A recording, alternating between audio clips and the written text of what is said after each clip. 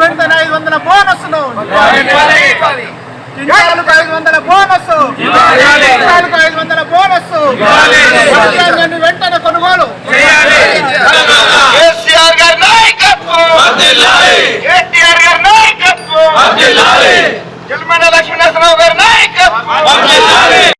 కష్టాలు రైతన్న మంత్రసానితనమే చేస్తాడు. తాని తనాన్ని కాపాడవలసిన మన దేశాన్ని రాష్ట్రాన్ని పరిపాలించే నాయకులకు ఎంత ప్రణాళిక ఉండాలి. మన రైతన్నల మీద ముందస్తు ప్రణాళిక ఉండాలి. మన రైతు సన్నపు వడ్లు 3000కు అమ్ముకుంటున్నాడు రైతే. ఇంకా రైతుకి ఏం బోనస్ ఇస్తారు? దొడ్డు వడ్లకు బోనస్ ఇచ్చినప్పుడే అది బోనస్ అవుతుంది, అది రైతుకు న్యాయం చేసినట్టు అవుతుంది. అంతకుముందు మన కేసీఆర్ పాలన ఎట్లుండే, 9 ఏళ్ల పాలన మన కేసీఆర్ పాలన ఎట్లుండే? రైతు బంధు రోహిణి కార్తీ రాకముందే రైతు బంధు పడ్డది. తొలకరి రమ్మని పిలుస్తుంది. రైతన్న వడ్ల గుప్పకాడ దిగులు చెందుతుండు. రైతన్న గుండె చెదిరిపోతుంది. ఎట్లుండే గతములో పాలన, ఇప్పుడు ఎట్లుంది మన పాలన? తెలంగాణ తొలి ముఖ్యమంత్రి గౌరవనీయులు కేసీఆర్ గారి పిలుపు మేరకు మరి ప్రతి నియోజకవర్గ కేంద్రంలో మరి క్వింటాల్కు 500 బోనస్ను ఆనాడు ఏదైతే ఎన్నికల మేనిఫెస్టోలో రైతు భరోసాలో వాళ్ళు కాంగ్రెస్ నాయకులు ప్రకటించారో దాన్ని వెంటనే చెల్లించాలని కోరుతూ ఈరోజు ధర్నా కార్యక్రమం చేపట్టడం జరిగింది. మరి ముఖ్యంగా రైతాంగాన్ని మోసం చేసిన పార్టీ కాంగ్రెస్ పార్టీ ఆనాడు 6 గ్యారెంట్ల పేరిట రైతులకు ఎన్నో హామీలు ఇచ్చి ఒక్కటంటే ఒక్కటి కూడా అమలు చేయలేదు. మరి పండించిన పంటను కళ్ళాల్లో ఉన్న ధాన్యాన్ని కానీ వెంటనే కొనుగోలు చేయాలని చెప్పి మరి కేసీఆర్ గారి నాయకత్వంలో ప్రతి నియోజకవర్గ కేంద్రంలో ఈరోజు ధర్నా కార్యక్రమం చేపడతా ఉన్నాం.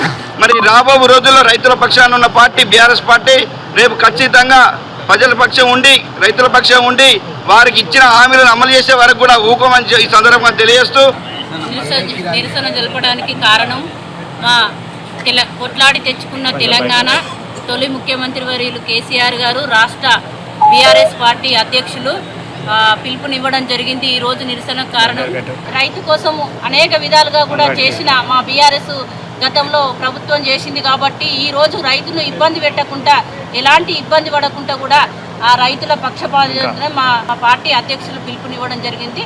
దానికి కారణంగా ఈ రోజు పెద్ద ఎత్తున మేము నిరసన కార్యక్రమం తెలుపుతున్నాము.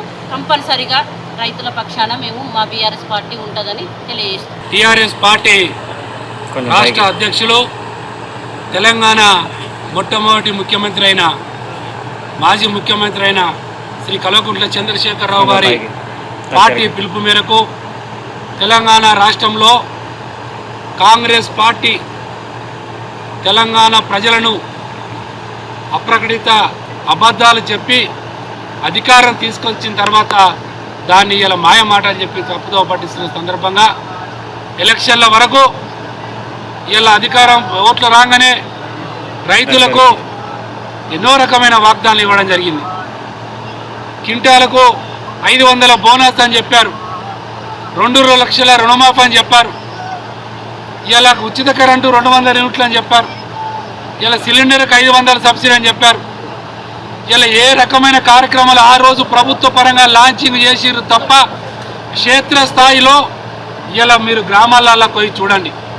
పార్లమెంట్ ఎలక్షన్లు ఉన్నాయని చెప్పి డిసెంబర్ 9 లోపల 2 లక్షల రూపాయలు తీసుకొని రైతు సోదరులారా మళ్ళీ మీకు అవకాశం రాదని చెప్పారు.